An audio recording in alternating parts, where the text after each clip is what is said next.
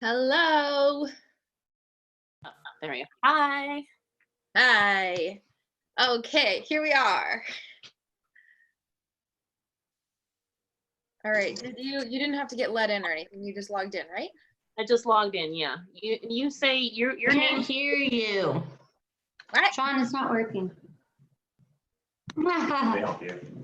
It's this, not that. John? They're saying hi to you. Wait. Say hi.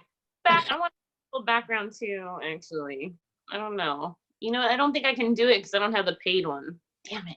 Yeah, I don't have the paid one either. Also, Alex Gannis is going to be calling in soon too, so we can make sure his screen sharing works. Cool.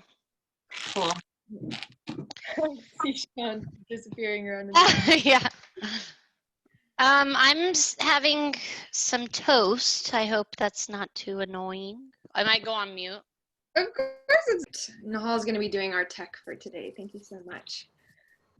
Yeah, so today is going to be a sweet way to check in with one another, offer project support, and really, so from our last meeting, things have changed so much. Last meeting, we heard from Mary Bell Tobias on their work on the Oakland ECAP, and we had really good discussions as a group about that and met up with our accountability buddies and definitely want to build off of our last meeting and also recognize that things are really different right now. And this is a really unique moment in time and history. And there's a ton to be learning from COVID and the ways in which local governments and communities are responding in this moment.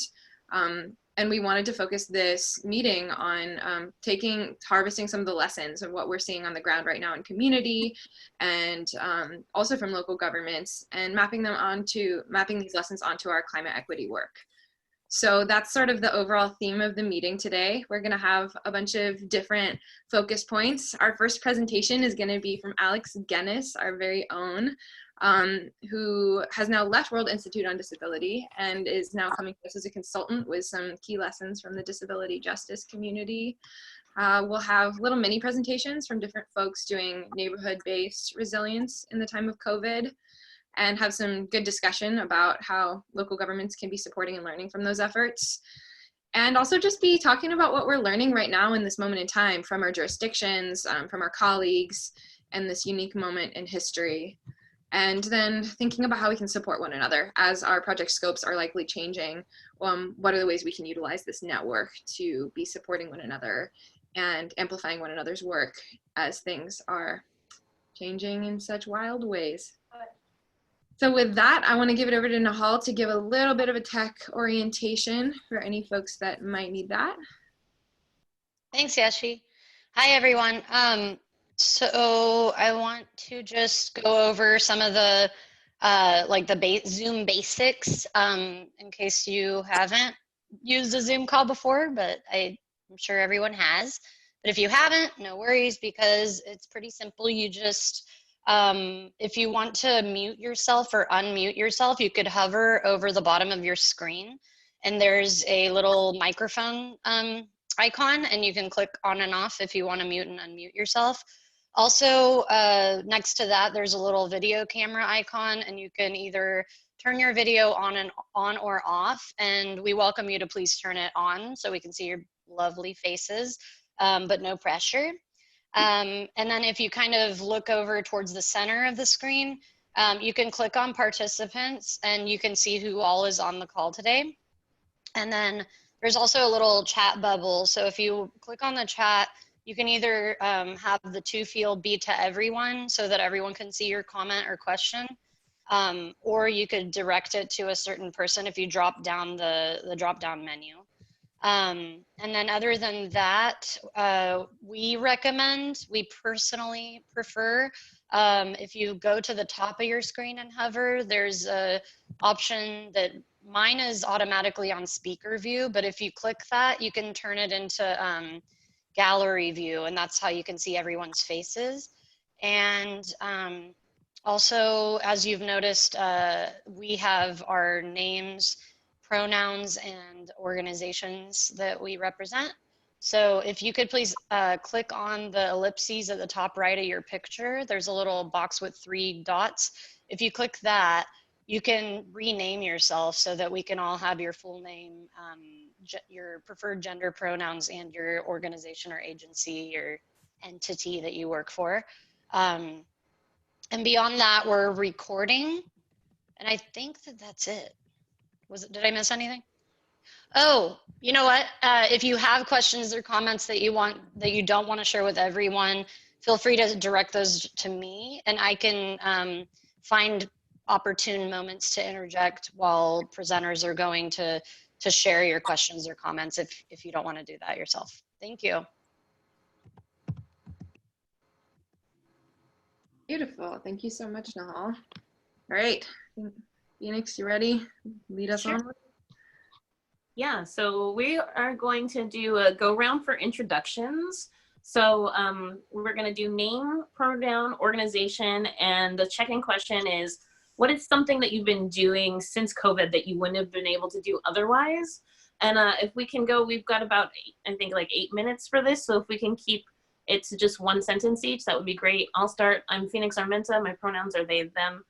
I'm from the West Oakland Environmental Indicators Project. And since the COVID, I've had the opportunity to do online teaching, which is really interesting, different kind of experience, but kind of fun. So I've been grateful for that.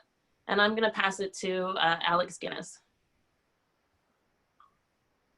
Hi, everyone. Yeah, Alex Guinness, he, him, I am kind of solo now, not with WID anymore. And I'd say that the thing that I've been able to do during COVID is do that life reset and figure out the best direction to go forward.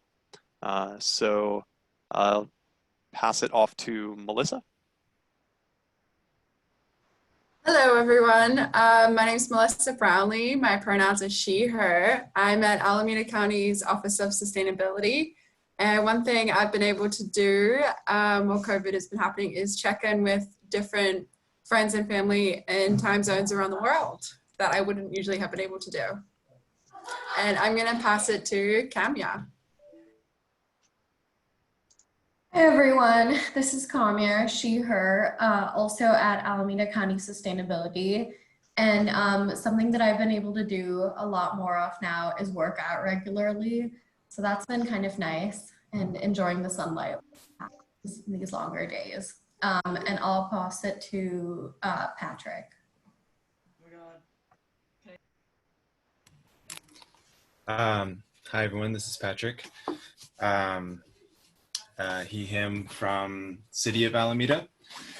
And one thing that I've been able to do more of during COVID time on a personal level is play music, which has been awesome. And professionally, I think that the budget cuts are giving our city leadership, at least in the climate area, more willingness to partner with community-based organizations because of reduced funding and staff capacity. So that's pretty exciting.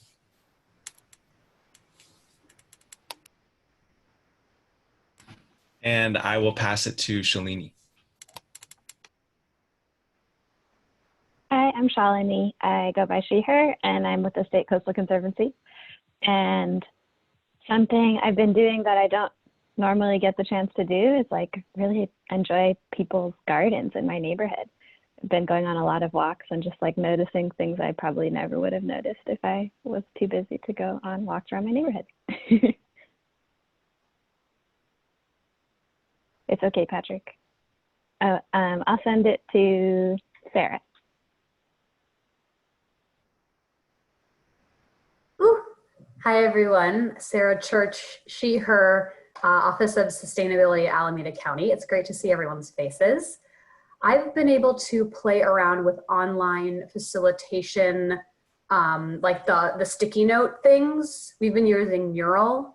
And I just love all the colors and all the ways to like document conversations. Been nerding out on that. And also I'm growing green onions in my kitchen. And I'm gonna pass to Alex Morrison. Hello, Alex, pronouns he, him, his. I work at the San Francisco Office of Resilience and Capital Planning. yeah, something I've done more is try to do like hobbies that I like normally haven't done before. I've always wanted to like do my own bike mechanic stuff, and so I like bought like a bike mechanic stand and like started to get my feet a little wet in doing bike like that work myself. So that's been cool. Professionally, yeah, I now am doing less climate stuff, unfortunately, and have been like tapped for like donations management. So now I'm like learning how to like manage donations stuff, and like that's been interesting and frustrating, but yeah. Let me pass it to, has Heather gone? Nope. Hi, my name is Heather Dennis. She, her pronouns. I work for the County of Marin Community Development Agency. And something that I have been able to do since COVID is I actually also am not really doing climate stuff very often right now. I was tapped for emergency response because county employees are emergency or disaster service workers. So I've actually been working almost full time on Marin County's homelessness response to COVID-19, which has been really, really interesting and exciting and stressful, but really, like, I'm really glad I'm doing it and it's really interesting. And I wouldn't have been able to do it without COVID.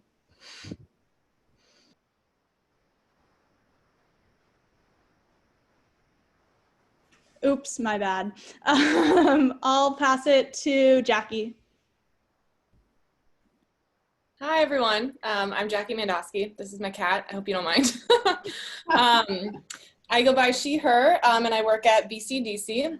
One thing I've been able to do a lot more that I've been wanting to do before COVID is really run more.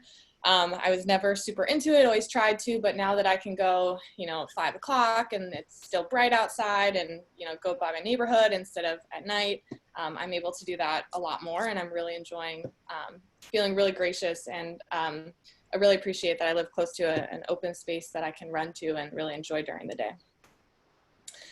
I'll pass it on to Hannah. Hello. Can you guys hear me? I don't know if I'm muted or not. Okay, awesome. Okay, I'm Hannah Duress. I'm at County of San Mateo Office of Sustainability, and I have really been taking this opportunity to really think about language access in our county, and also just kind of the relationship between CBOs and this type of a crisis and future climate crises. So something that's been on my mind a lot. And we've been on the bright side, we've of dog training at home. And pronouns are she, her. I think that's it for now. Let me pass it to Roxana. Hi everyone, my name is Roxana. I work for the nonprofit Nuestra Casa en East Palo Alto. My pronouns she, her, hers. It's been a little bit harder on our end to be, at least for me, to be able to do things like taking care of myself lately. We have a food distribution program, so that's kind of our focus, is making sure we can provide food for our families. But the off chance that I do get to take a break, I started doing yoga again. So that's kind of my little outlet. And yeah, that's it. I will pass it to, let's see, Nathan.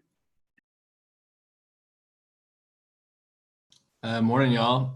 Nathan Bengtson. I'm on PG&E's Climate Resilience and Adaptation team, he, him.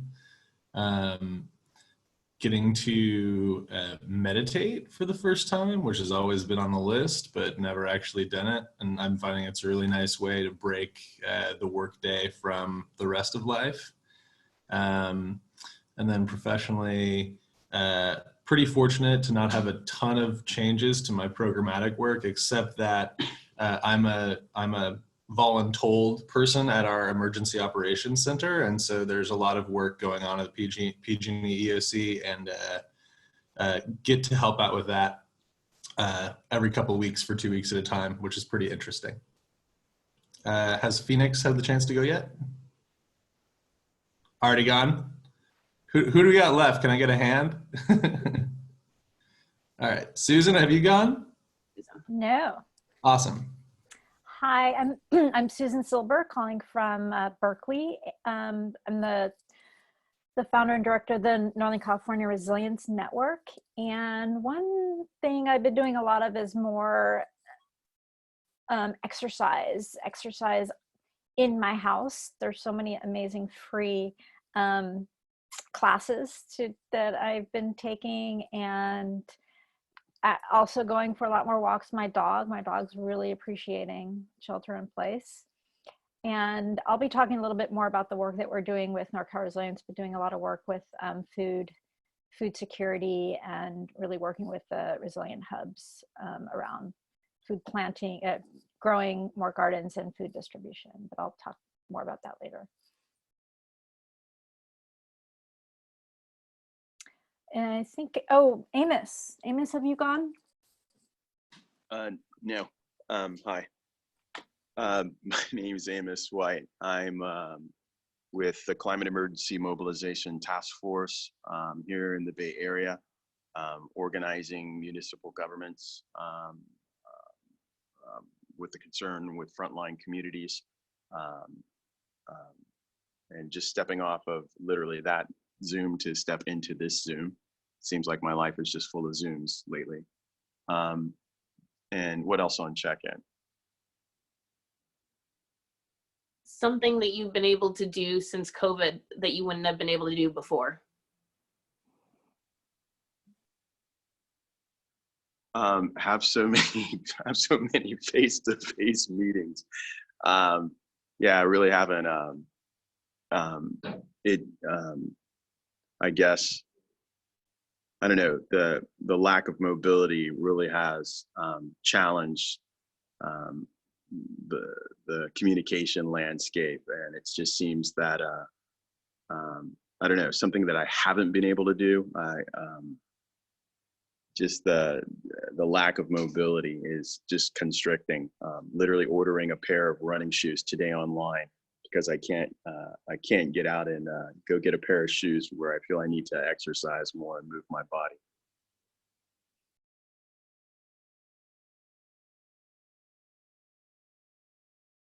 And Patrick, your hand was up. Should I pass to you, or did I lose connection? No, I went already. Thanks, Ines. I think Faye, have you gone? No, not yet. I can go. Hi everybody, I'm Faye. Pronouns are they and them. I'm the sustainability manager at the City of San Andrew. I have taken the time to practice more on my violin.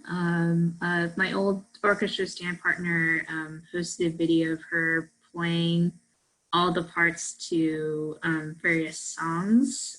So now I'm inspired to do the same thing, which is a little tricky because it's been 10 years since I've been in orchestra, and also my sense of rhythm is not very good. So I'm having to overcome that, but it's a good, interesting thing that I would have never gotten to do if I hadn't been stuck at home.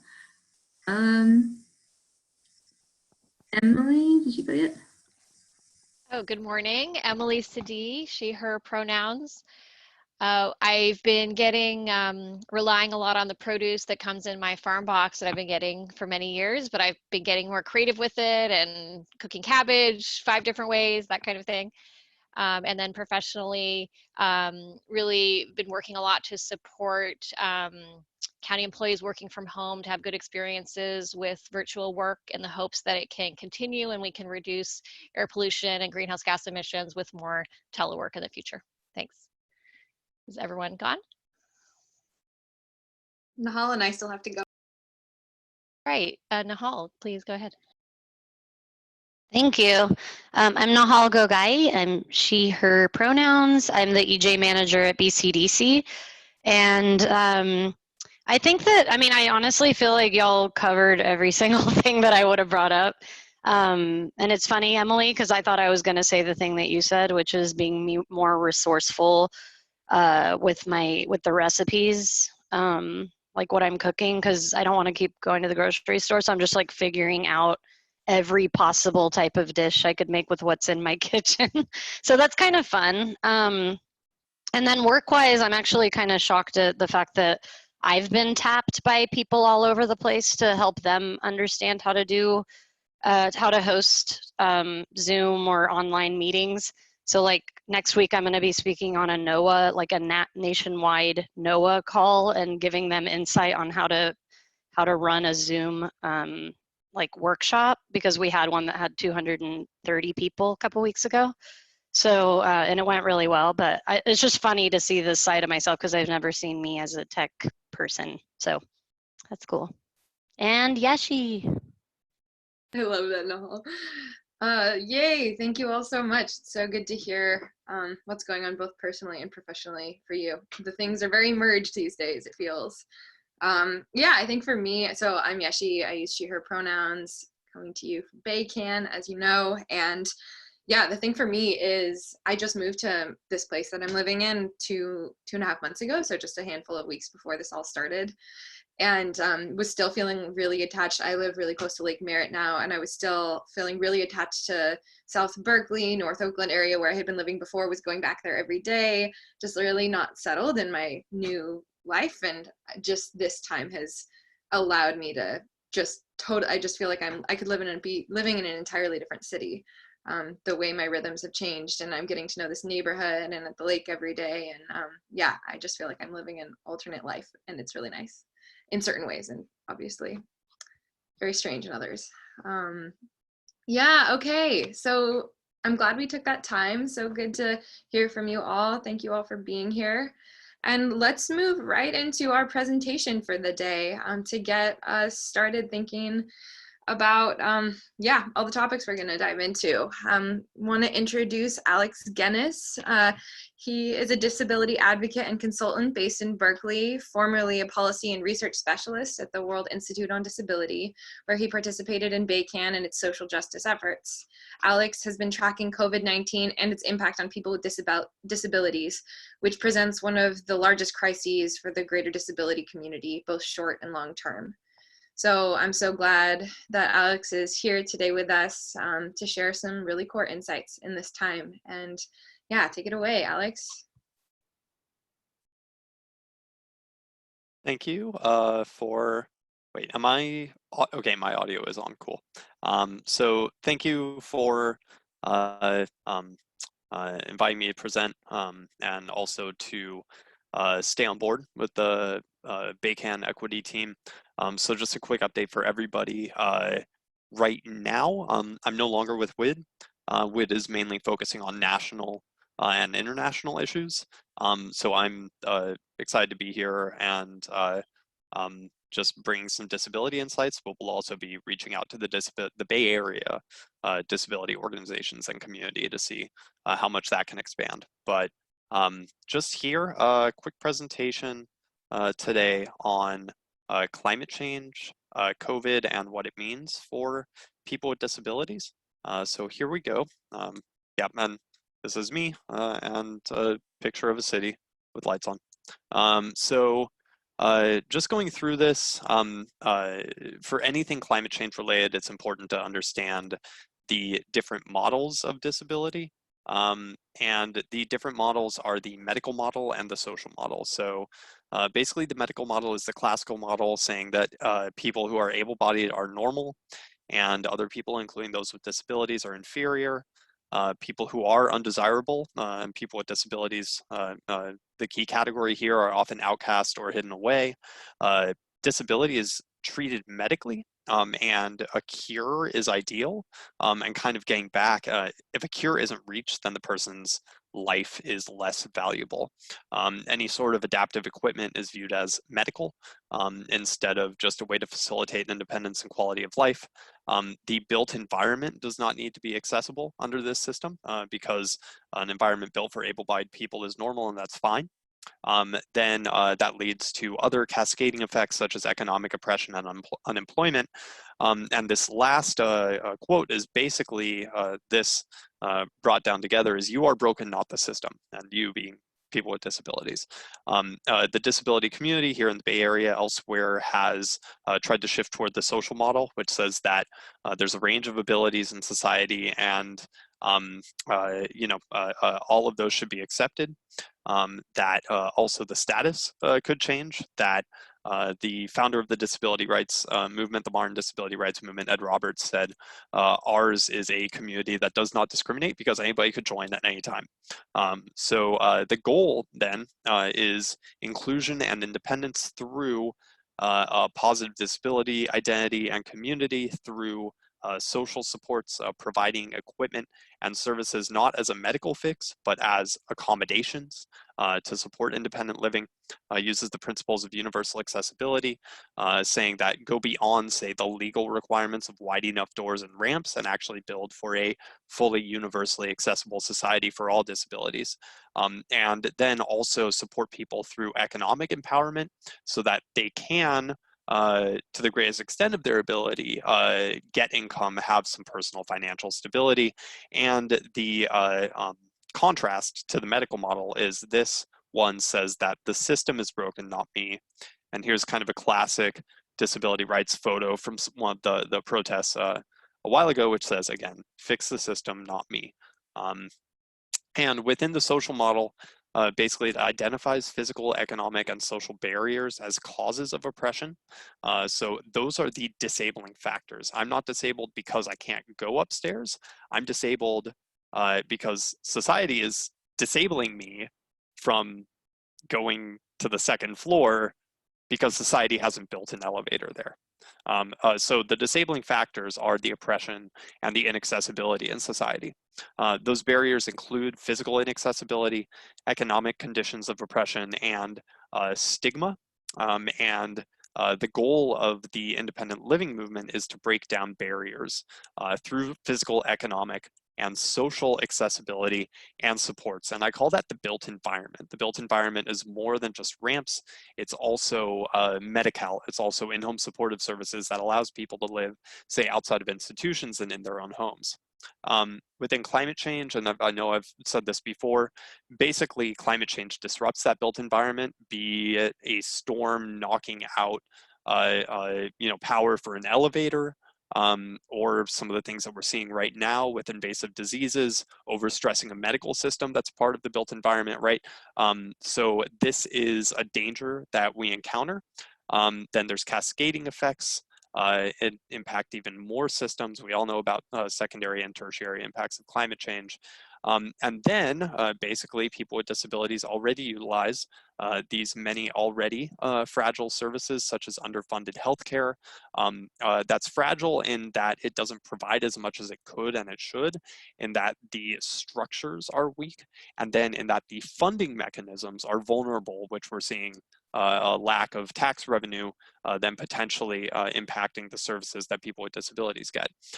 So the oh, I'm missing a space in that last box there, but what it says is survival, well-being, independence, and success are hit or harmed when the built environment is endangered or collapses. And within climate change, within COVID, our goal is to support the built environment so that we support independent living and equity through that.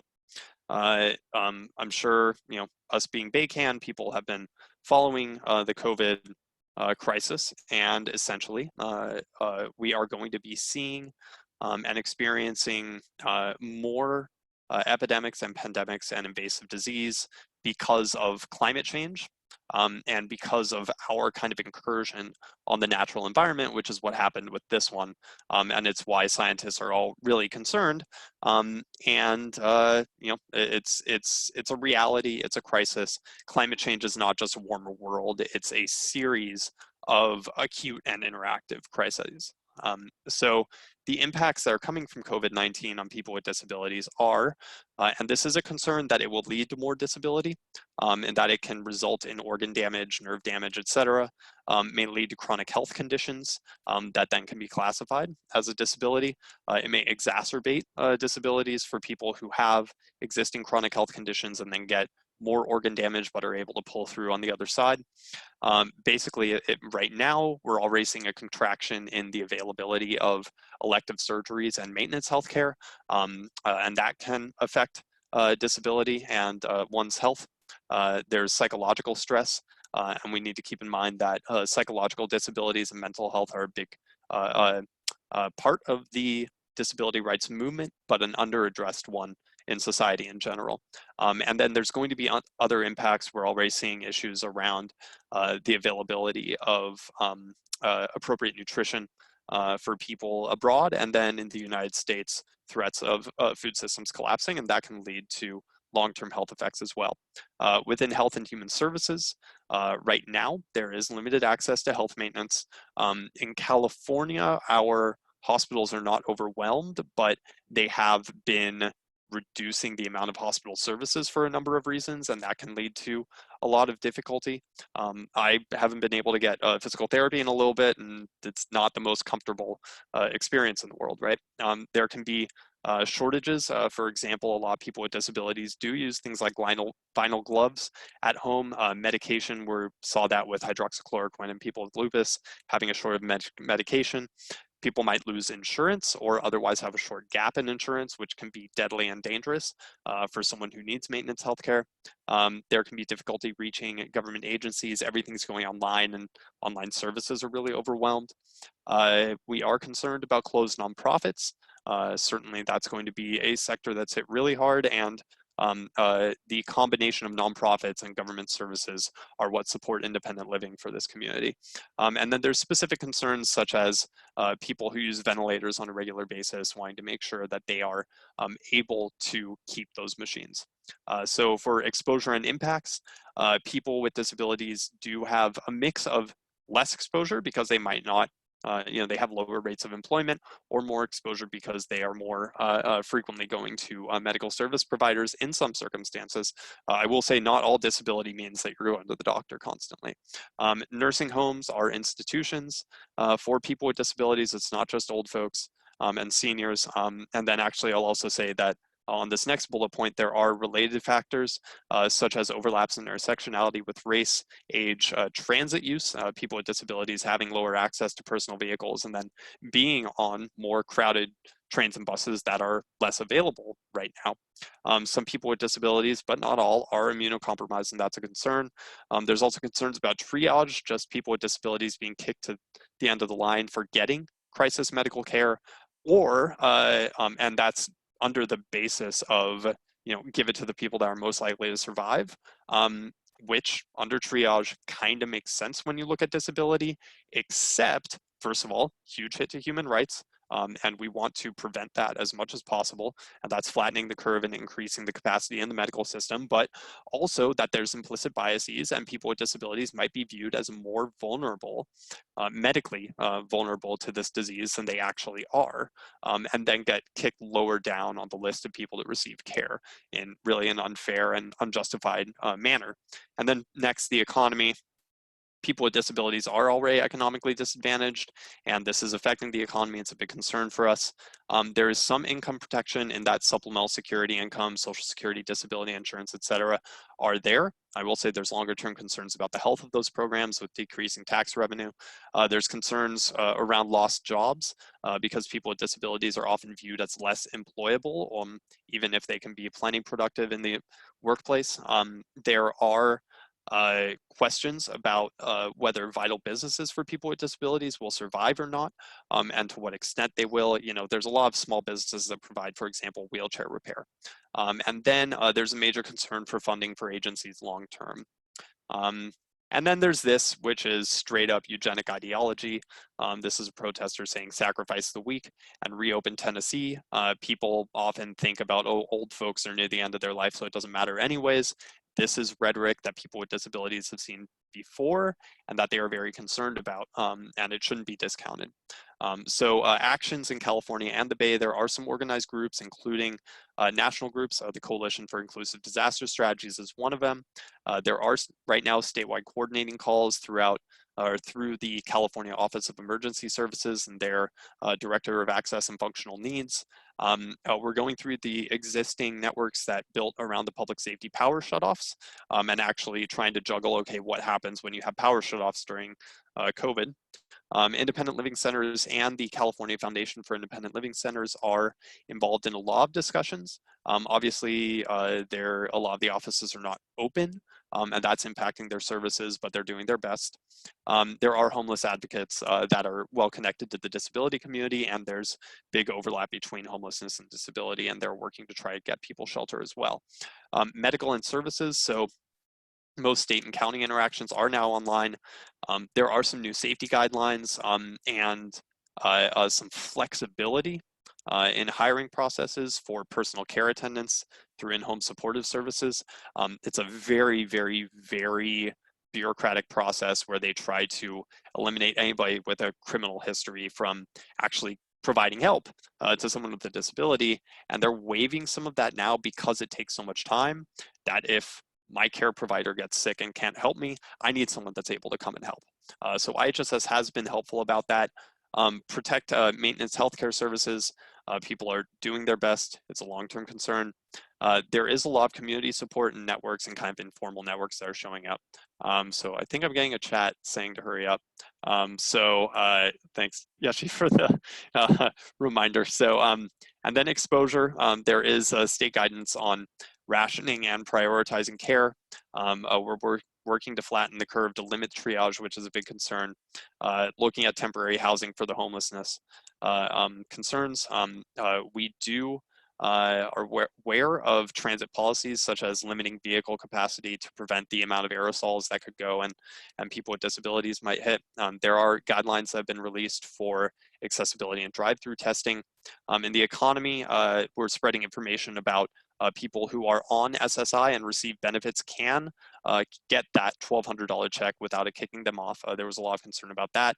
California is luckily on the generous side with some supports. And then there's discussions about long-term impacts on government revenue and services.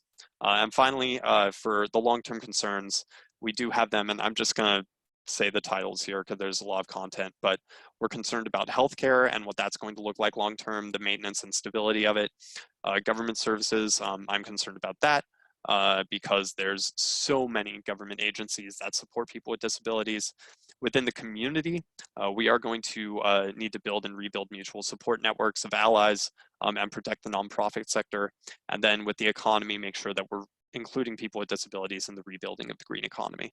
And that's that. And I think we have all of a couple of minutes, if that, for questions. So I will stop the share and then open it up. If I can, there's the stop sharing.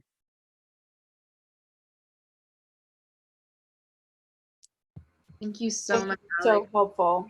Yeah.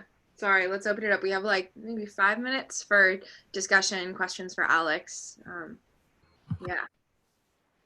Reflection. Alex, this is Hannah. I wondered about what's going on, especially related to those potentially multiple impacts happening at the same time, especially the PSPS that impacts people's, technology. Can you be more specific about some of the ways that people are doing stuff about that and that we could potentially get involved? So my understanding is that so Vance Taylor is the Chief of Access and Functional Needs at the Governor's Office of Emergency Services. So they are doing most of the coordination, and they are very much heads up that we're going into fire season. The power shutoffs have been a big concern for the disability community. I personally don't see it being any better than last year, and we're worried. I think people have a little bit more of a heads up. The bigger question marks are what's going to happen if people need shelter, if they have to evacuate, if they're not able to stay at home without power long term, where they're going to be able to get to a shelter. Is a shelter going to be too crowded of a place for people to feel safe? Are even hotels a clean alternative? So those are things that are getting looked into. I think that this is kind of, pardon the fire drill right now, right? There's a lot of things going on, but they're looking forward, they're communicating with the community. I think immediately the bigger concern is COVID and the COVID response, but it's going to be, for the most part, following the guidance from last year and trying to expand on it. Also being aware that firefighters are first responders that are going to be working a couple jobs at once. So that's another thing we're looking at. Yeah, I mean, I wish I had more like concrete policy X is being done right now, but as we're seeing at the national level elsewhere, we're hitting the curve of, you know, immediate safety, shelter at home, those concerns moving toward longer term and what are we going to start doing in a couple of months. Thank you. There is some electricity resilience, at least beginning stuff happening here. So maybe I'll follow up with you and chat more. Thanks. Yeah, absolutely. And there's at least an East Bay small group, Electricity Equals Life, and then there's a larger statewide group focusing on power shutoffs specifically, disability groups. So yeah, thank you. Looking forward to that. Anything else? There's something in chat. All right. I mean, we can end early and then just whoever's next gets a couple extra minutes. Oh, Nahal, your mic is pointing upward. Sorry. Thank you. So I was curious, something that I was concerned about when I was hearing about like people in New York, how horrible the crisis was there. I was, you know, hearing about all the numbers of people being, you know, going to the hospital. And I was like, I wonder if there's people, you know, elderly or people with disabilities that are still stuck in their houses or apartments that like might not make it to the hospital in time. And I was just concerned about that. I was wondering if it's like mandatory for every person that fits into the, you know, a certain category of disability to have like an emergency, I don't know, like are there organizations that are tasked with checking in on people and like every single person has someone checking in on them? No. Okay. Yeah, I mean, we don't have, you know, there's social workers through county social services that can reach out, that have been sending out information. We've been getting automated calls. Certainly there, you know, except in certain circumstances, like if somebody works with, you know, a regional center and they have more of a hands-on social worker, then they'll be there. The problem is, and this happened in New York, I have friends that lived out in New York and acquaintances where their caregiver passed away, right? Their attendant passed away. A lot of us, I've got just one person covering all my shifts right now. So he's getting a little bit burned out, but it's just to try to limit the cross-contamination as much as possible within the community. I think that access to caregivers is going to be a big thing. It's much more grassroots with the disability community working with each other on that. Yeah.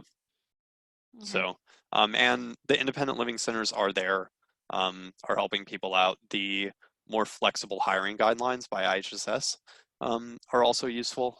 But yeah, I mean, what happened in New York is not good. On the other hand, I think the disability community wasn't too happy with the way that Medicaid funding was going in New York in the first place. So I think California is better set up on that front in terms of having more of a healthcare safety net.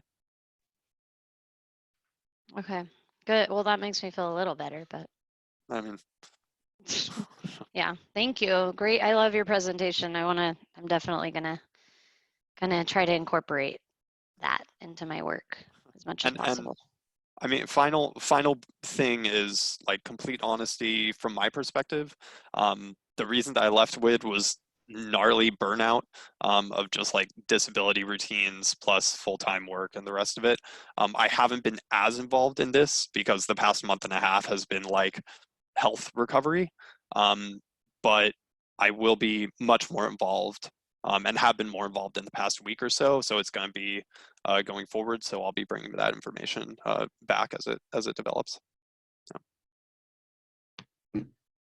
Beautiful. Thank you so much, Alex. I feel like we've been needing to hear from you this whole time. You've been in our work group and you have this like wealth of information. And I disappeared from like I just fell off the face of the earth for a while. So thank you for bringing me back and letting this happen. So glad, so glad. And so I think what I would ask is like, let's hold, like, I'm sure there are more questions, more thoughts, reflections, and we'll tie it back into discussion later on in terms of thinking about COVID impacts on particularly vulnerable communities and how we can map that onto our climate work.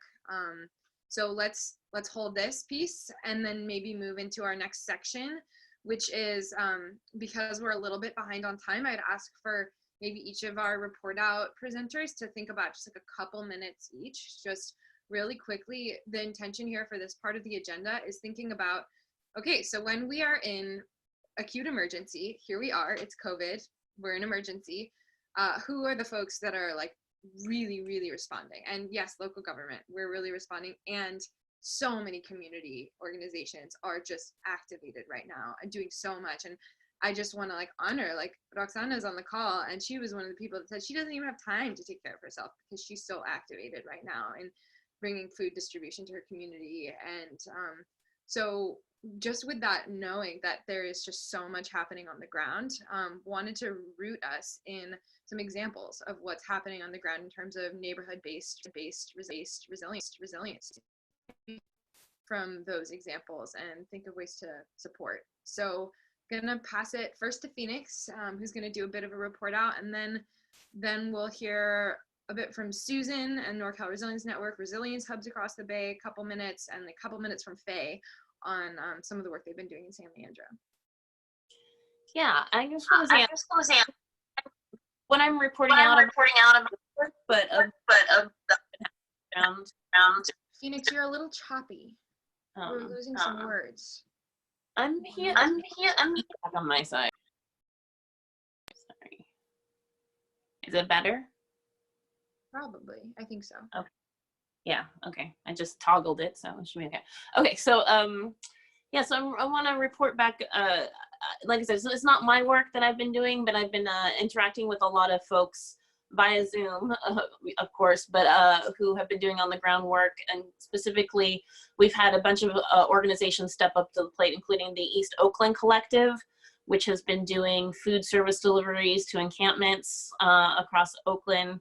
The Village, which is led by, or somewhat led by Nita B and folks, has been not only doing food for folks, but also working to try to get people into hotel rooms.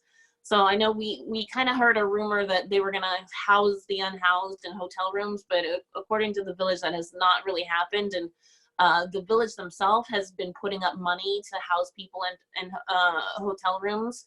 So they've been asking folks for donations to get people housed. They said so far, like as of the last that I talked to them, it's happening in several counties, I'm seeing.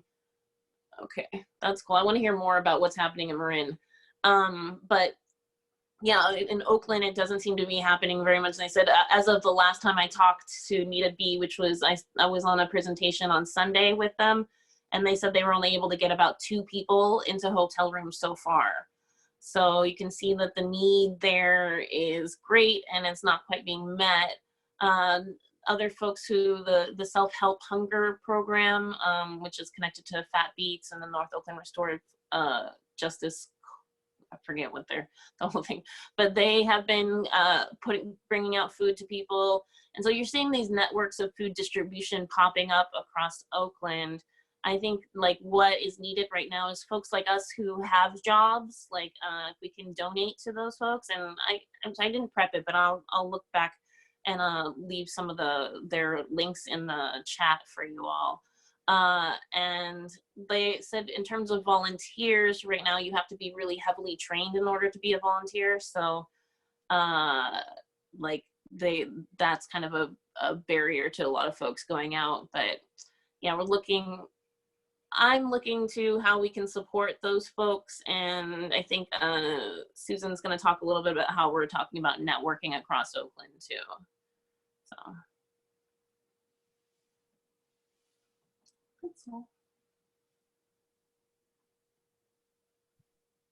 Thank you so much, Phoenix. Susan, are you ready to share a bit? Sure.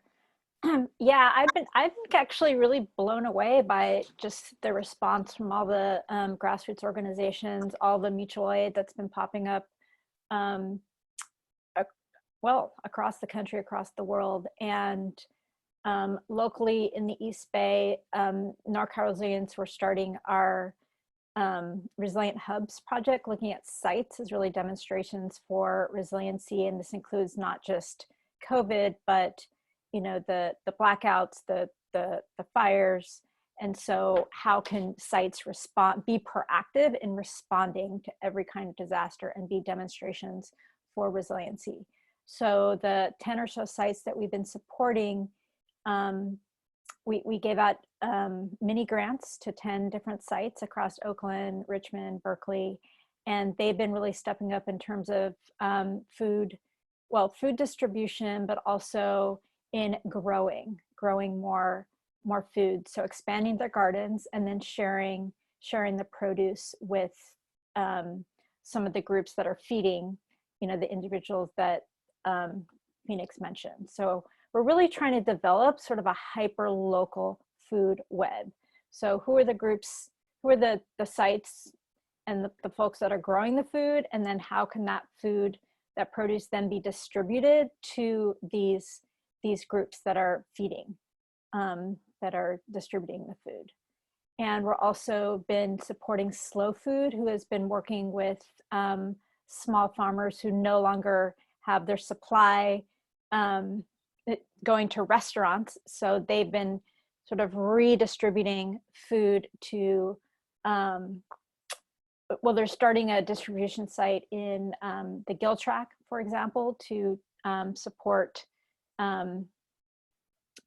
produce boxes going out to Resilient Hubs and other sites, and then and restaurants as well. So just, there's so much happening, and some of what we're trying to do is matchmaking, like, oh, you're doing this, you're doing that, so how can you all connect and collaborate? And there's a lot of funding needs for, as Phoenix mentioned, for these different grassroots efforts that are happening, and a lot of very specific volunteer needs, like some groups need drivers, and other groups need folks to help pack the boxes.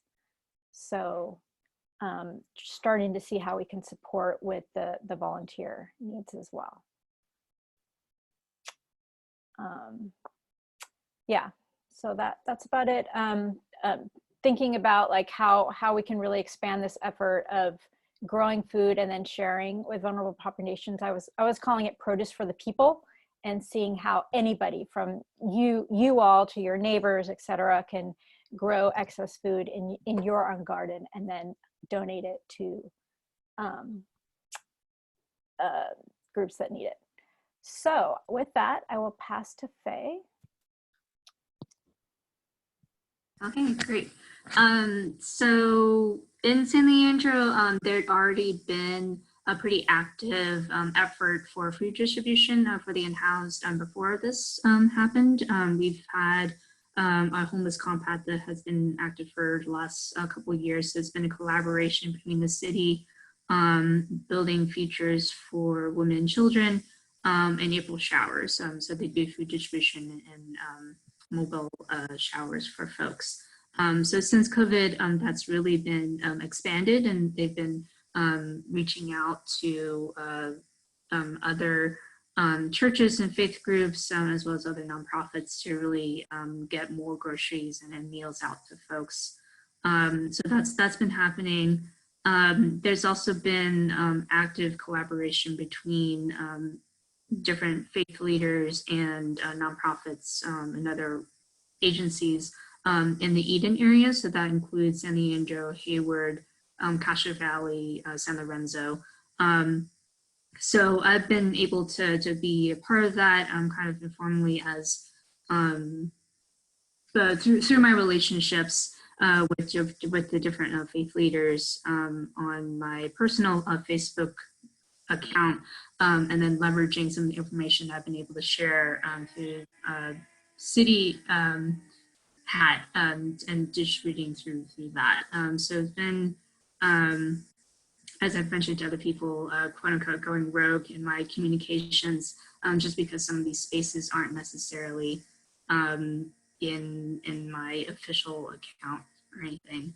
But I think the important thing is just making sure that the information that's shared is ones that people can use and share out. And so far the response has been pretty good. And I think the key thing is just relying on those relationships and making sure that there's trust in both the information that's being shared and also the organizations that they can get it out to their members as well. I think the main gaps that I've been seeing is just making sure that we are maintaining translation of that information as well, because my outreach has been limited to primarily Facebook and Nextdoor. I know that there haven't been as many messages translated on those platforms. And then just recently I've been able to connect with someone who's been active with the city to do Chinese translation on Weibo, which is a Chinese platform, social media platform. So that's been helping to get out to other communities who don't necessarily use either of the other ones. But I think that would be the main barrier, at least for San Andrew so far.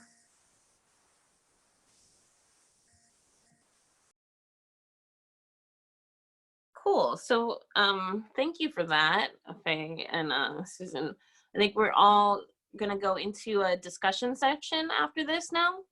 And we have two main questions we're gonna be asking folks. The first one is, what can governments be doing to learn from and support neighborhood-based resilience initiatives?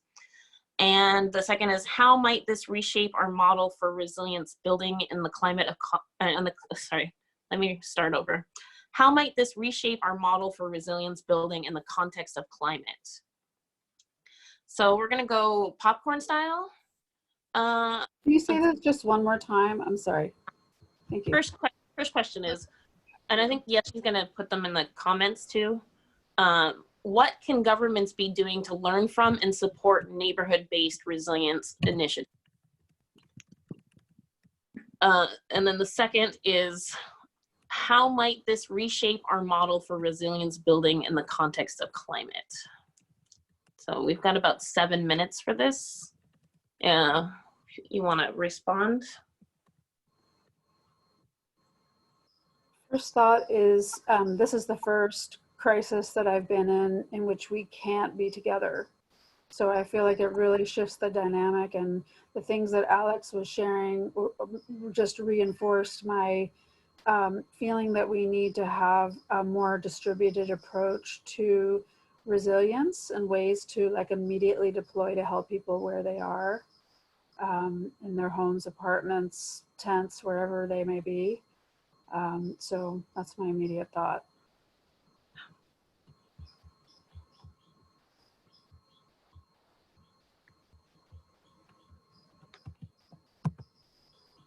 Somebody else have a response?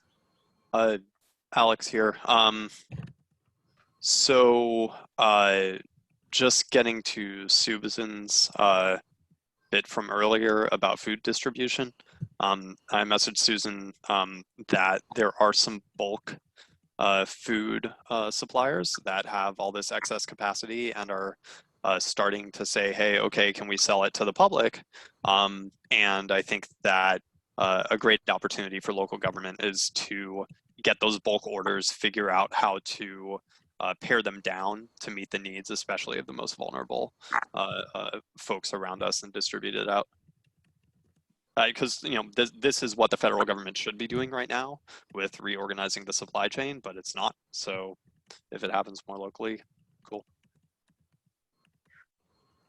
Yeah, I would say that the federal government is starting to reorganize the food supply chain. There's, I think, $3 billion in grants from the USDA that is now going to be available for that. And I think the local government's really showing, very strategic partnerships with these specific community-based organizations that are really just doing the work to redistribute the food chain, food supply. And maybe in your communications on your websites, or any emails that go out, really sharing who's doing what in the community would be super duper helpful. And as this funding becomes available, perhaps establishing some strategic partnerships with the community-based organizations that are doing the work. Because frankly, in all the mutual aid calls that I've been a part of, and I've been a part of many, very few people have mentioned the partnerships, collaborations with the local governments. They're all just kind of like doing it on their own. And so, yeah, I'd love, it would be wonderful to see some just very specific partnerships, collaborations with the community-based organizations. That's really interesting, Susan, and important. This is Sarah from Alameda County, and I can just mention that we, and I'm imagining other jurisdictions, have come up with a comprehensive, it's a map, an interactive map tool for people to find food distribution sites. As far as I know, it's only in English. So I think there's, more to do to make it accessible. I tried to access it on my cell phone and it was really hard to like read and interact with the map. So, but that resource is there. And something else I wanted to just mention is the existing emergency, like neighborhood-based emergency response networks in Alameda County. There's communities CERT. What does it stand for? Community Emergency Response Teams. And in Oakland, it's CORE, communities organized to respond to emergencies. These networks haven't been historically very nimble. I mean, I haven't seen them do a lot around power shutoff and things like that, but I know that our fire department, we met with them briefly just before COVID, and they were open to suggestions for resources to share with those networks about how to, form mutual aid systems, anything that neighborhood groups might need to get started. And these are people who have done some training to provide services to their communities and their neighborhoods. I know that I actually don't know, but that those systems aren't very equitably distributed, and they're sort of like go to communities that want them or advocate for them. But there are resources, there are staff that are set aside to support those neighborhood groups. And so I wonder if those resources that are already being put to neighborhood groups, largely I think in fire departments, could be made to be more accessible, and those services and trainings and emergencies could be expanded and reach more communities and be connected to these efforts. We did some of that with Shore at Marin before it came to the county, and it's critical for culturally and linguistically competent organizations to work with the fire departments for that to work. I want to say too, this is Roxana, I think at least for like our community perspective, these are issues that we've already been facing in our community, and it just like, it's been highlighted more so because of all this pandemic going on.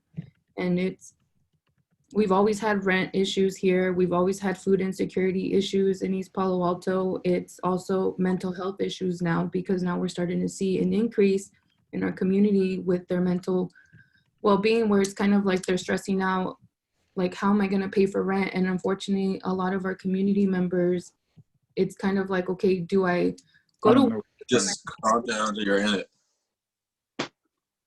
Do I go to work and risk my health that way I can be able to provide for my family, or not be able to provide for my family at all? And I think one of the frustrations that I see is that, we have, obviously I think now more so than ever, you see the lack in a lot of the systems, whether it be federal, government, whatever, local. And it's a little frustrating to see, because we've had an increase of, I think in March, we probably served about 2,500 individuals food in our food distribution program. In April alone, that was 4,000. And we can't support that. We don't have enough food for our families. We probably turn away around 100 families a week, unfortunately, because there isn't any. I know there's also lack in funding, or lack of whatever is going on with like food pantries, where they maybe not have enough funding to have more than like one driver to be able to do so many routes. And if one driver's sick, that means we don't get anything. So it's kind of like, okay, well, what am I supposed to tell my community because they don't have any funding, or they don't have a driver, or they don't have a backup plan? Now we can't provide you guys food. And I think with the mental health issue too, and something like that's been on our minds is now it's, you know, a lot of our community members are living in cramped spaces. So now they're forced to live with like 10 people at the same time. And it can be in a 1-bedroom, and it can be a little bit overwhelming. And it's also kids being in situations where it's probably not a safe home, or domestic violence issues where it's not a safe home. So it's like all these other issues that are like kind of piling up on it. And it's been a little bit discouraging to attend some meetings lately that I've been going at, especially like climate change issues, because their priorities are on electric vehicles or a plastics ban or sea level rise. And it's like, that's great. I know that's a priority, but that's not a priority for my community, at least. And it's not to say that and it's not to make us feel put down or make us feel bad because that's not a priority, but our priority right now is how are we going to afford rent, and how are we going to feed ourselves, and what's going to happen to ourselves after all of this is over. And so sometimes it's a little discouraging to attend the meetings, and I understand that climate change obviously is an issue, but for us, it's now we have to re-engage our community, and it's re-educating them, and we have to start now again from like step one to be able to get them back to where we were. So I don't know, it's a little frustrating, I guess, at least from my end, to see the lack of foundation and structure in all levels. So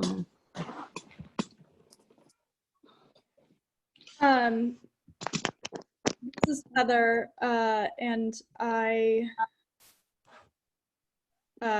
well, first of all, I just want to say thank you for sharing all of that, Roxana, before I jump to something totally different. Well, it's not totally different, but I think all of that is very, very true.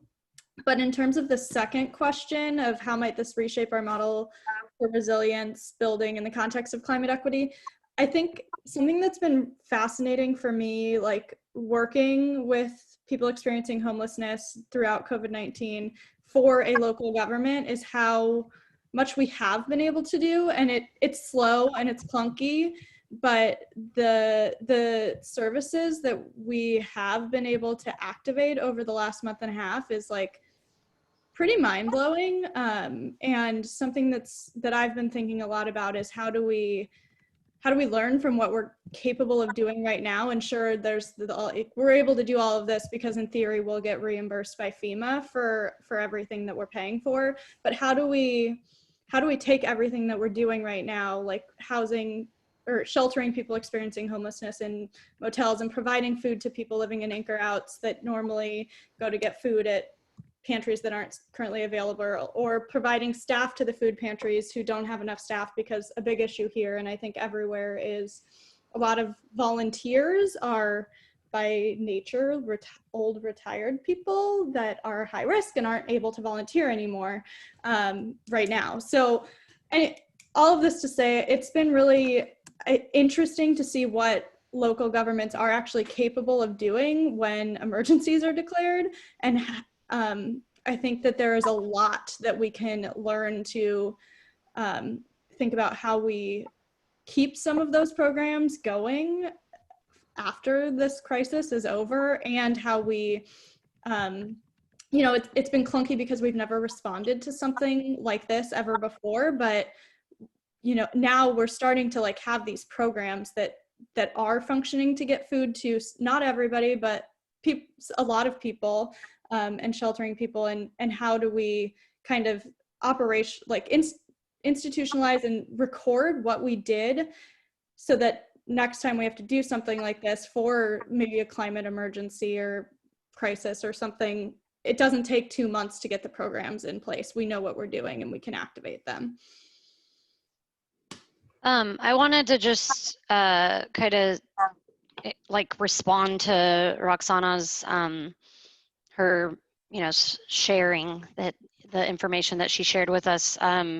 I think that from my perspective, working at BCDC, we haven't really done much. We're not we're not tasked with stuff like the county to be able to provide services in emergency situations like this.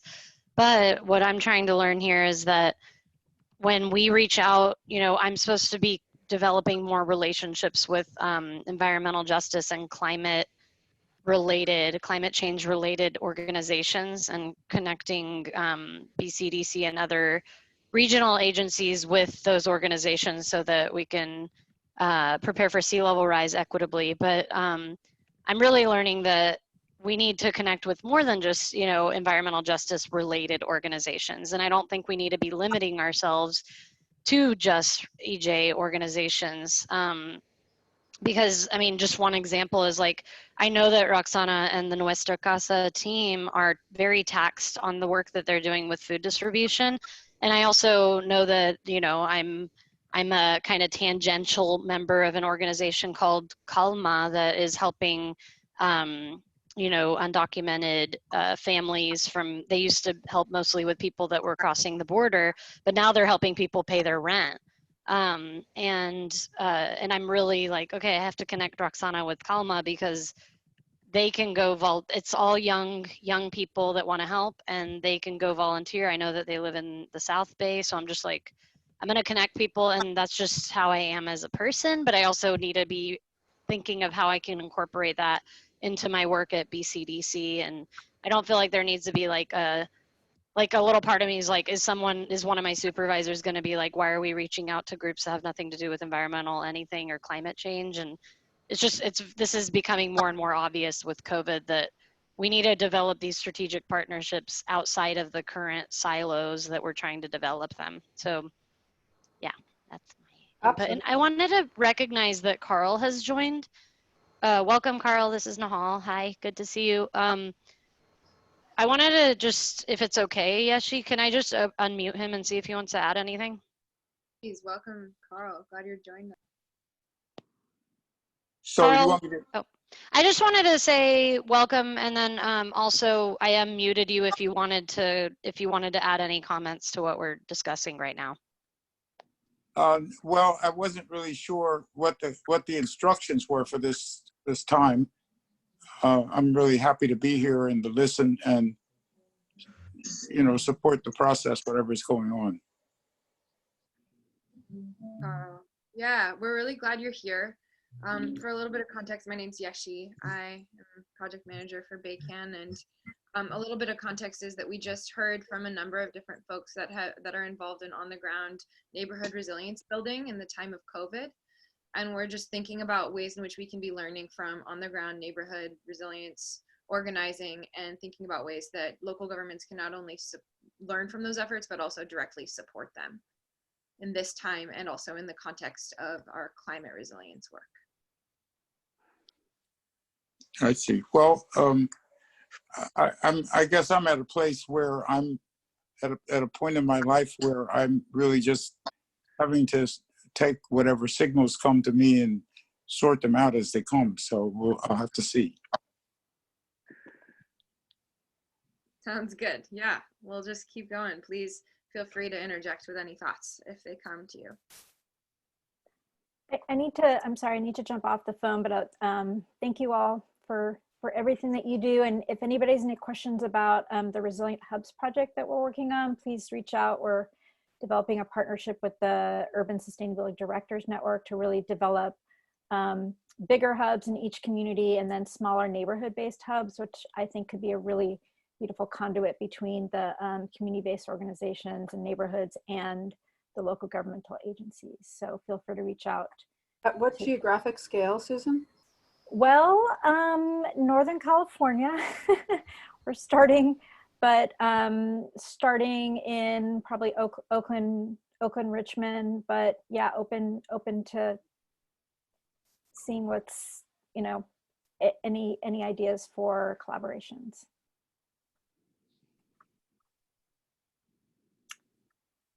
So we have we have time for like one more comment or thought on this topic before we go into general project updates from the equity work group and some exciting announcements. Any final thoughts? I have a question for Phoenix. I remember seeing, I think, on a BayCAN list of projects that West Oakland Environmental Indicators Project was working on some community-based work around power shutoff. And I wondered if you could say a little bit more about that, if I'm correct in remembering that, and like on public safety power shutoffs. And if so, if that would be something that would, an effort that could be like leveraged or built on for this. It's interesting that you asked me that because we don't have a specific program, but like a few months back in December, when the power shutoffs were happening, I was a bug in the chief resilience officer's butt about the fact that we needed to have a citywide meeting with folks to like start planning outreach across the city. And this is the thing that I've been pushing forward. I think we need to have a coordinated citywide outreach program. We need to have people on the doors.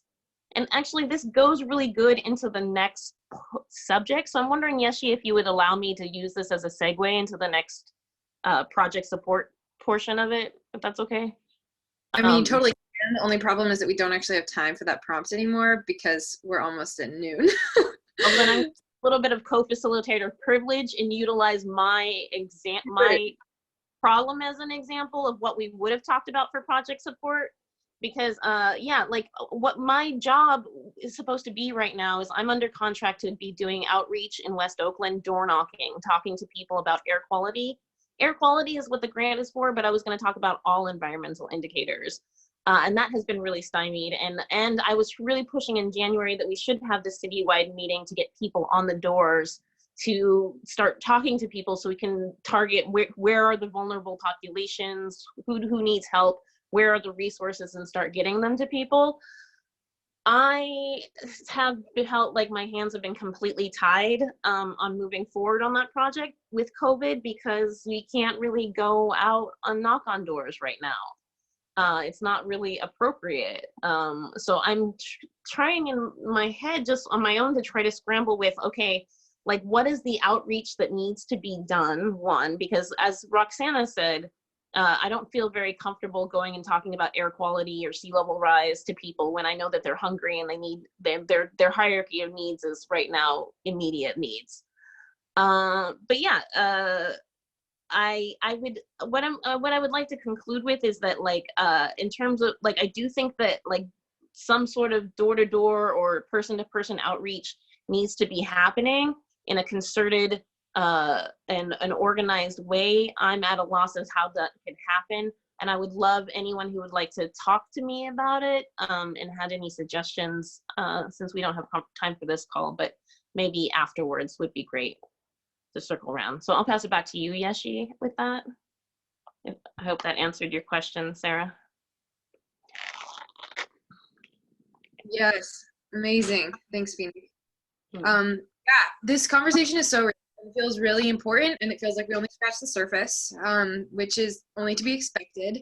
I want to just call in that Hannah has named in the chat that she is interested in maybe continuing this discussion further. Feels like an urgent issue, thinking about how we might reshape our model for resilience building in the context of climate equity. And then she says this would contribute to how climate-focused government can work better with CBOs. And I just want to name that if this is of interest to enough people and it feels like folks want to continue this conversation, we can have a follow-up call. We can do that. And so maybe just write in the chat if that's something you'd want to be a part of. Wouldn't be a large labor-intensively planned call, but it could just be, let's all just jump on and keep thinking together.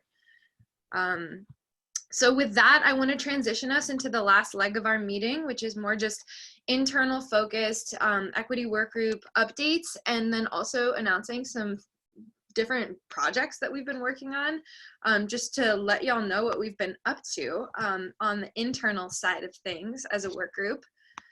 So just wanted to let y'all know that as promised, we as the core team have been developing an equity resource toolkit to be of use to all BayCAN members, specifically the work group, but also the entire membership. I'm going to share my screen really quick and just show you briefly. so you can see what's going on with this. Let's see. Equity. Uh-oh. Here we go. Share. So here it is. I sent it out to you all before. Can you give me a thumbs up if you can see this? Great. So the intention of this toolkit, this is just the first draft of it, is to be basically, we have all these huge clearinghouses that have tons of resources in them. We can Google the resources. We've got large spreadsheets full of resources. The intention of this toolkit is to be a streamlined, curated set of resources specifically for folks in our network to utilize as they're going about the equitable adaptation process. I want to call in and thank the work of Hannah and folks at San Mateo County. We did some collaborating and finding some key resources, and I also drew a lot from the clearinghouse, the equity clearinghouse. But basically this toolkit contains 3 sections right now, mostly 2. One's just resources by type, and the main section here is just guidebooks that guide us through the many phases of the adaptation planning process.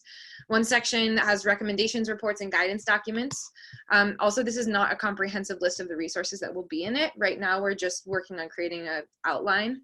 But the second section is resources by phase. And this is, I think, the piece that could potentially be most helpful to work group members, which is that we are conceptualizing the different phases of the adaptation planning process and creating a list of the most helpful resources that you can use within each phase, and creating a little bit of a narrative within each section of how to use each resource. So it's just a little bit more of a guided way to access tools and resources as you're going about your project or adaptation plan.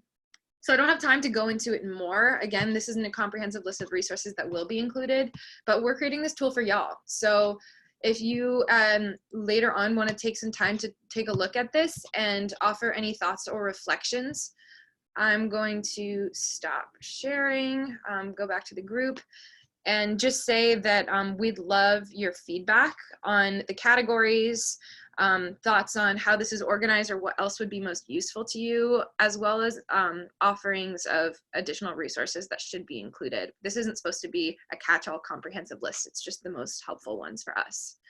So maybe write in the chat if you have any interest in either collaborating further or thoughts about what could be added, or please write me later with additional thoughts. So that's one informational item. The other is, one sec, going back to our agenda. The other is that we are going to be in June, our next work group meeting is actually going to be a training hosted by both Phoenix and Nahal. Phoenix and I have been thinking through pieces of the training, but it's really up to us as a work group to decide what would be most useful for folks here as well as the larger membership. What do you want to get trained up on? What skills do you need, and how can we offer that to you? One thought that I had personally is that it would be cool to base our training off of the community engagement to ownership spectrum developed by Movement Strategy Center and USDN, and guide folks through the steps to actually work towards that final step of the spectrum, if you're familiar with it, which is I have it in front of me right now, but deferring to like community ownership in climate adaptation planning. A thought is we could have a training on how to actually get to that part of the spectrum. That's something that we'll be sending out a survey on soon to get your feedback on what would be useful for you and what you'd like to see. Phoenix, do you have anything to add?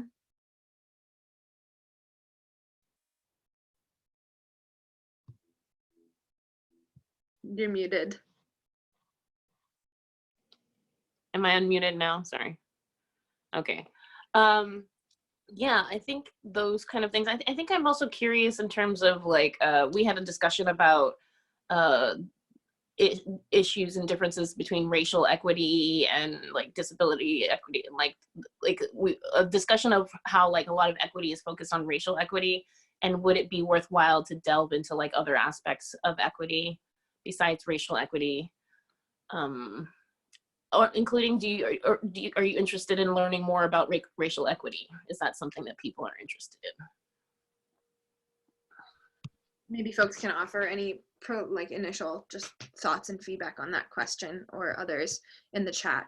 Also, I think just to kind of piggyback on what Phoenix just said is, so the kind of distinction between racial equity and equity in general, and then also kind of exploring the distinction between like environmental justice and equity, because there are differences there. And I think that if we can find a way to kind of be more explicit, I feel like at the agency level, people don't really see that distinction clearly at all, actually. And so, yeah, it'd be great if we could work on a way to communicate that clearly. Beautiful. Great. So we don't have a ton of time left, but we have two final really quick little announcements. Nahal, do you want to just say something about that equity contingency funding piece? Yeah, it's just an idea. I mean, it's very much in like glimmer, twinkle in my eye kind of phase of development. But I just thought that it was important because I don't know if you recall a while back. I'm just gonna recall that Warner Chabot sent a letter about resilience funding for the Bay Area. And even though during our meeting, I mean, we did ask him to include equity in that letter. I don't know if it was actually included or not, but I do think as a separate effort, we should collaboratively draft a letter to the budget folks in Sacramento, like the people that are managing, I don't remember the guy's name, but I know that Larry Goldsband is tightly connected with him. So sending a letter to the people in charge of the state budget, kind of just reminding them and urging them to not let equity fall by the wayside, because I feel like equity has been something that's kind of like we're doing well. Our economy has been doing relatively well since like 2010. And so that's why I think a lot of agencies have started moving more towards like incorporating equity and environmental justice into their work. And I really don't want them to say like that's going to be on the chopping block first when we start getting reductions to our budget. So we need to kind of really emphasize that now is the time to really have equity be fundamental and foundational to future operations. So I would love to help coordinate that letter. I don't think that I could write it from me. So it would be just like this kind of we all sign on kind of thing, just because conflict of interest probably. But I'm happy to start drafting it if people are interested in joining me in that. And I think Susan said something about wanting to help too, but she's not here right now. Can it be from BayCAN as an organization as opposed to from us as individuals? Because I think many of us have restrictions on lobbying in our work capacities. Mm-hmm. Also has restriction on lobbying because we're technically a program of the local government commission, but there are workarounds and ways for us to say like a word from our membership, or there. I think that we could still do this thing and just find the right way to frame it. Yeah. So yeah, email me. I'll put my email in the chat and email me if you want to be part of this subcommittee. I'll just call it that. It could be, maybe it could be a briefing. Like maybe it could be framed as yeah, that's a good idea. Yeah, I was going to recommend and say the way we've always sliced that is to call it and frame it as advocacy and education. And if it could be some form of a presentation, like Hannah just suggested, that's an appropriate framing to educate people and or to advocate for something in that regard. But I really like what you're saying about that, Nahal, and that's first. But I did want to say kind of to respond also to the question of what can governments be doing better and or different with our communities, still responding to that question, to me, the framing is always presented in the form of agencies coming to and working with targeted communities. Again, my I advocate for a change of orientation. Same thing. I mean, we all talk about centering, but again, even this body is like adjunct to the main decision-making body. What is its composition at the forefront, so that bodies are not just saying, well, we're keeping equity on front of mind, but that decision makers are at the table as they're developing or as they're deciding. I'm watching other institutions still come together and create new institutions in the midst of COVID and with still climate involved, other large organizations here in the Bay Area. But again, equity is a program or is programmatic in terms of how it's approached. They don't look at it from inception as to who's at the table. And I still see that as a fundamental flaw, that perhaps as we're even creating groups, committees, even just to have another meeting next, asking first who's at the table or who needs to be at the table, so that those voices are, it's not about just being heard, it's at the table, so that the power in terms of information sharing and information input and structure is being informed from a more broader base. And if we could work on that as well. Yes, thank you. Thank you so much, Amos. So important to name. So we are at time. I wanted to just add oh, Carl, do you have something to add? I'm confused about this. This doesn't seem to be the same meeting that I came out of. I don't understand. I'm in favor. What I just came out of was a discussion about preparing for when we die. So I'm familiar with the equity issues, and I'm totally down with that. I mean, I want to be involved in it. In fact, I have a lot of opinions about it, but I don't quite understand how this group got connected with the other group. Which other group are you referring to? This was, a group that was really focused on the questions of how we are present during the years, end of life experience. So I don't understand how I got to this group. Hey, Carl, this is somebody invited you to this group. This group is part of BayCAN, and it's the BayCAN Equity Work Group. And in this group, we're working on issues across the Bay Area as many institutions are in this group and other organizations. This is Amos White, Carl. And this is a separate meeting. You may have been on one Zoom call and then that call ended, and now you're in a second meeting, in a separate meeting. I don't know if you have somebody there helping you today who might have joined you into this meeting. Do you? Well, I just had some help from my son. Okay. But he stepped away, and the discussion is different, and I don't understand what happened.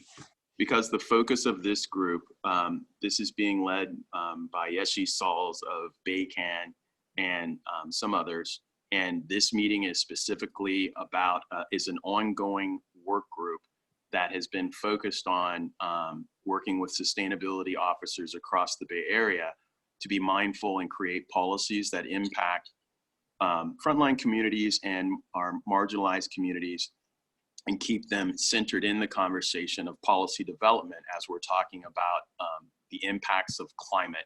That's what this body is for, but specifically from an equity and diversity standpoint, and environmental justice and so this group has nothing to do with the experience of dying, or is it? No, not at all. You might know. You might have confused leaving one meeting and group and coming into this one.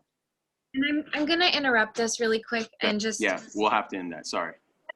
Carl, and you are on the equity work group, and I do send you invites. So this is exciting that you've joined us. We've been hoping you would be able to join us at some point, so we're really glad you're here. Maybe next time we can be clear and make sure that you know what's going on and when it's happening. But I want to also be mindful of everybody else in the call that we are over time now and we got to wrap up. But I just really want to thank everyone so much for joining us today. And it seems like there's so many next steps for us as a work group, some of them namely being potentially a follow-up call on government support and reorganization to support community resilience initiatives, one of them being supporting Nahal in an advocacy and education on state equity funding subcommittee. Nahal and Phoenix may also be writing an article soon on equitable funding strategies that would augment that work. And more. There's a lot of follow-ups from this. I'll be sending out 2 surveys for your feedback on the equity toolkit and also on what you want to see on the upcoming training in June. So with that, I want to thank you all. I'm going to ask you all if you would to just smile so we can take a picture together with everybody that's still here. Yay. Okay. Memories.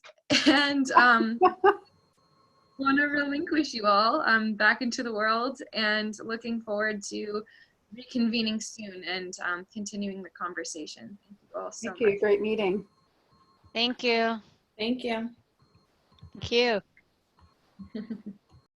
Be well, everyone.